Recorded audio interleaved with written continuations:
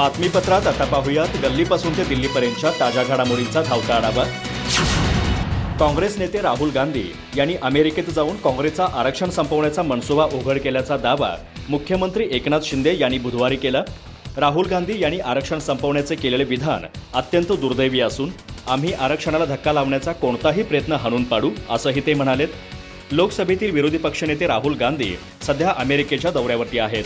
तिथे एका मुलाखतीत बोलताना राहुल यांनी कळीच्या आरक्षणाच्या मुद्द्यावरून आपलं मत व्यक्त केलं।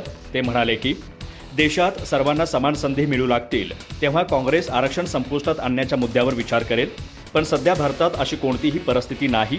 तुम्ही आर्थिक आकडे पाहिले तेव्हा ही बाब प्रकर्षाने जाणवेल असंही ते म्हणाले। एकनाथ शिंदे यांनी बुधवारी एका ट्विटद्वारे राहुल गांधींच्या या विधानावरून त्यांचा चांगलाच समाचार घेतला। ते म्हणाले की विदेशात जाऊन सातत्याने भारताची येथील नागरिकांची बदनामी करण्याचा उद्योग विरोधी पक्षनेते लोकप्रतिनिधी राहुल गांधी करतात। परदेशात जाऊन मनाला येईल तेथे बरळणे, बेछूट आरोप करणे लोकप्रतिनिधीला शोभत नाही। मात्र बोलताना त्यांनी काँग्रेसचा आरक्षण विरोधी खरा चेहरा उघड केला। आरक्षण संपवण्याचा मनसुबा काँग्रेसचे नेते राहुल गांधी यांनी अमेरिकेत व्यक्त केला आहे। आरक्षण संपवण्याची भाषा करणारे राहुल गांधी यांचं हे वक्तव्य अत्यंत दुर्दैवी आहे। शिवसेना आणि महायुतीतील सहकारी पक्ष आम्ही आरक्षणाच्या बाजूने आहोत आणि आरक्षण संपवू देणार नाही याची ग्वाही पुन्हा या निमित्ताने देत आहोत। आरक्षणाला धक्का लावण्याचा कोणताही प्रयत्न आम्ही हाणून पाडू। नागपूरमध्ये जो अपघात झाला त्यावेळी भाजप प्रदेशाध्यक्ष चंद्रशेखर बावनकुळे यांचा मुलगा संकेत गाडी चालवत होता। अपघातानंतर दुसऱ्याच व्यक्तीला चालक म्हणून दाखवण्यात आलं आणि संकेतला वाचवण्याचे प्रयत्न सुरू आहेत।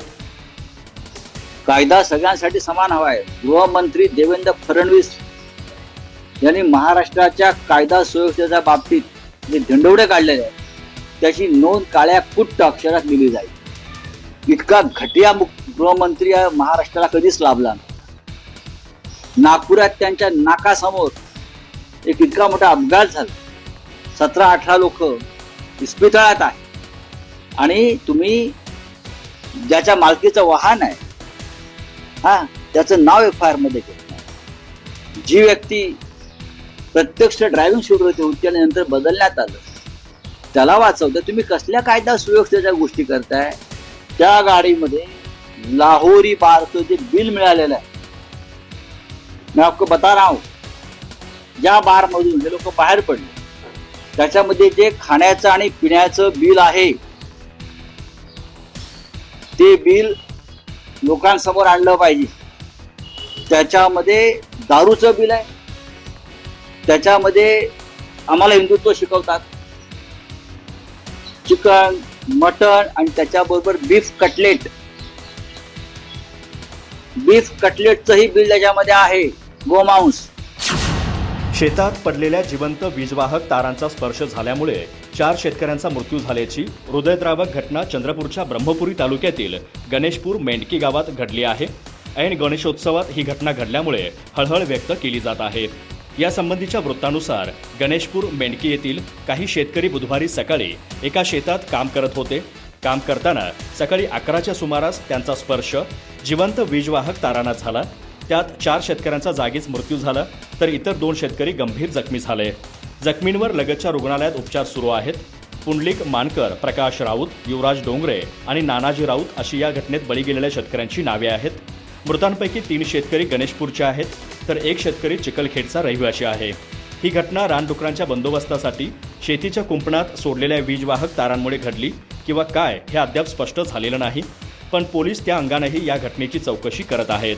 2 दिवसांपूर्वी या भागात झालेल्या मुसळधार पावसामुळे विद्युतवाहक तारा शेतात पडल्या होत्या, त्या तशाच राहिल्यामुळे ही दुर्घटना घडली असा दावाही या प्रकरणी केला जात आहे। पण वीज केंद्राचे अधिकारी घटनास्थळी पोहोचल्यानंतर वस्तुस्थिती समोर येणार आहे।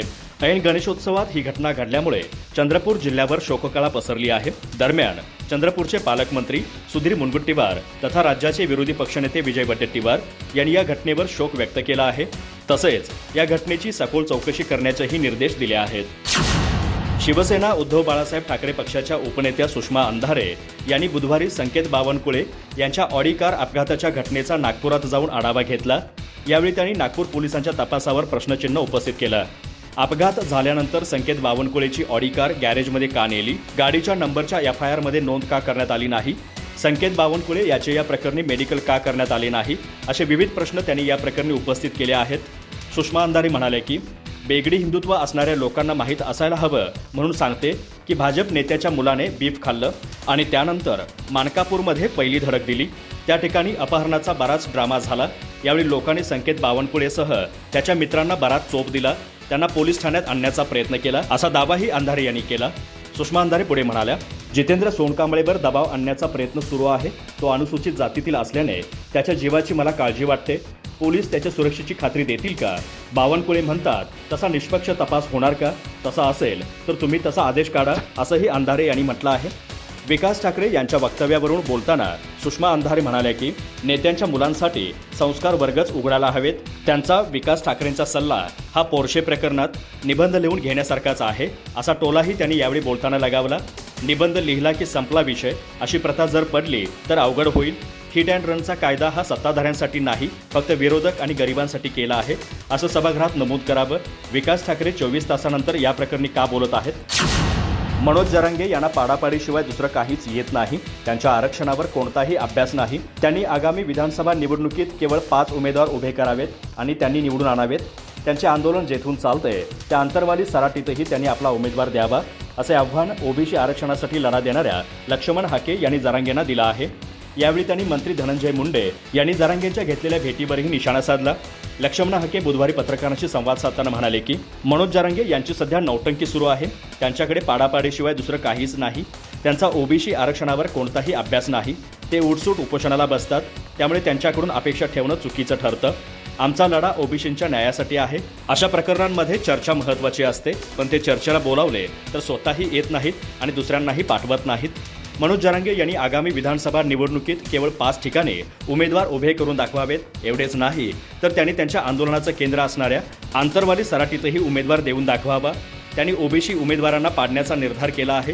ही लढाई ओळखण्याची गरज असून आमचा हा लढा सुरूच राहणार आहे, असंही लक्ष्मण हाके म्हणाले. लक्ष्मण हाके यांनी कृषी मंत्री धनंजय मुंडे यांनी मध्यरात्रीनंतर घेतलेल्या मनोज जरांगे यांच्या भेटीवरही निशाणा साधला. ते म्हणाले, मनोज जरांगे यांना लोक रात्रीच का भेटतात याचा खुलासा झाला पाहिजे. आम्ही ओबीसी आरक्षण बचावासाठी संघर्ष उभा केल्यामुळे त्यांच्या या भेटीचे कारण आम्हाला समजलंच पाहिजे. ही भेट कशासाठी होती हे आता त्यांनी जाहीरपणे सांगितलं पाहिजे. भाजप नेते किरीट सोमय्या यांनी पक्षाने विधानसभा निवडणूक संपर्क प्रमुख पदाची दिलेली जबाबदारी पेलण्यास नकार दिल्यामुळे भाजपमधील असंतोष प्रकर्षाने पुढे आला आहे. पण आता भाजप प्रदेशाध्यक्ष चंद्रशेखर बावनकुळे यांनी सोमय्या पक्षाने दिलेली जबाबदारी योग्य पद्धतीने पार पाडतील असा विश्वास व्यक्त करून सोमय्या यांना पक्षादेश पाळावाच लागेल असं स्पष्ट केलं आहे. विधानसभा निवडणुकीच्या तोंडावर राज्याचं राजकीय वातावरण चांगलंच तापलं आहे. त्यातच सत्ताधारी महायुतीतील धुसफूस प्रचंड प्रमाणात वाढली आहे. भाजपने किरीट सोमय्या यांची विधानसभा निवडणूक संपर्क प्रमुखपदी नियुक्ती केली होती, पण किरीट सोमय्या यांनी स्पष्ट शब्दात हे पद नाकारलं आहे. त्यामुळे ते पक्षावर नाराज असल्याची चर्चा सुरू झाली. त्यांनी एका पत्राद्वारे आपला निर्णय भाजपच्या राज्यातील नेतृत्वासह निवडणूक प्रचार समितीच्या अध्यक्ष माजी खासदार रावसाहेब दानवे यांना कळवला आहे. या पार्श्वभूमीवर भाजप प्रदेशाध्यक्ष चंद्रशेखर बावनकुळे यांनी उपरोक्त प्रतिक्रिया दिली आहे. चंद्रशेखर बावनकुळे म्हणाले, माजी खासदार किरीट सोमय्या हे पक्षाचे ज्येष्ठ नेते आहेत, पण पक्षाचं नेतृत्व हे कोणाला विचारून एखादं पद किंवा जबाबदारी देत नाही. याविषयी तसा नियमही नाही. कोणाला आमदारकी द्यायची असेल तरीही पक्ष विचारत नाही. मला स्वतःला प्रदेशाध्यक्षपदाची जबाबदारी देताना विचारण्यात आलं नव्हतं. केवळ तुम्ही काम करा असं सांगण्यात आलं. शेवटी पक्षाचा एक प्लॅटफॉर्म आहे. त्या अनुषंगाने किरीट सोमय्या यांना पक्षाने जबाबदारी दिली. त्यानुसार ते त्यांना आलेली जबाबदारी योग्य पद्धतीने पार पाडतील. काँग्रेस नेते राहुल गांधी यांनी आरक्षण संपवण्याविषयी केलेल्या विधानाचा उपमुख्यमंत्री देवेंद्र फडणवीस यांनी खरपूस शब्दात समाचार घेतलाय. राहुल गांधी यांच्या मनातील गोष्ट आता तोंडावर आली आहे. आरक्षणाच्या मुद्द्यावर हीच त्यांची खरी भूमिका असून त्यांचा हाच खरा चेहरा आहे, असंही ते म्हणाले. लोकसभेतील विरोधी पक्षनेते राहुल गांधी सध्या अमेरिकेच्या दौऱ्यावरती आहेत.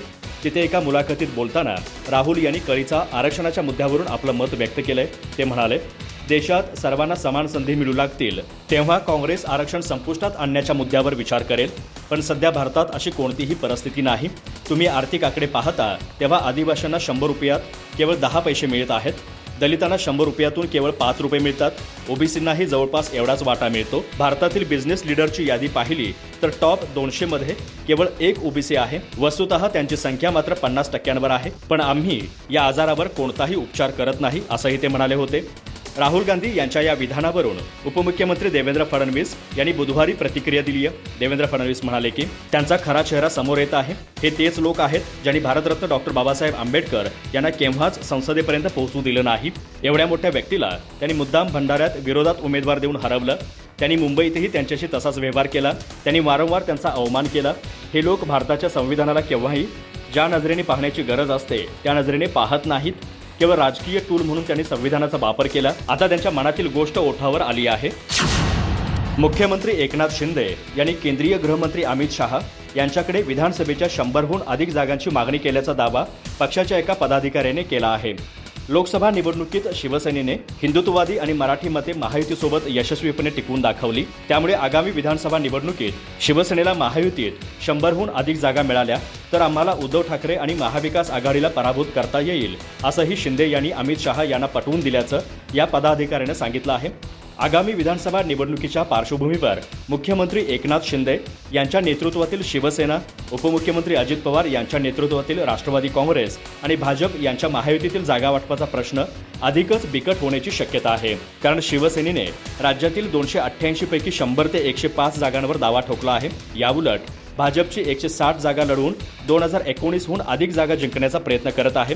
तर राष्ट्रवादी 60 ते 80 जागा पदरात पाडून घेण्याच्या प्रयत्नात आहे. या राजकीय गणितांमुळे महायुतीत 40 ते 50 जागांवर जोरदार रस्सीखेच होण्याची शक्यता आहे. या पार्श्वभूमीवर शिवसेनेच्या एका पदाधिकाऱ्याने एकनाथ शिंदे यांनी नुकत्याच मुंबई दौऱ्यावर आलेल्या अमित शहांपुढे 100 ते 105 जागांची मागणी केल्याचा दावा केला आहे.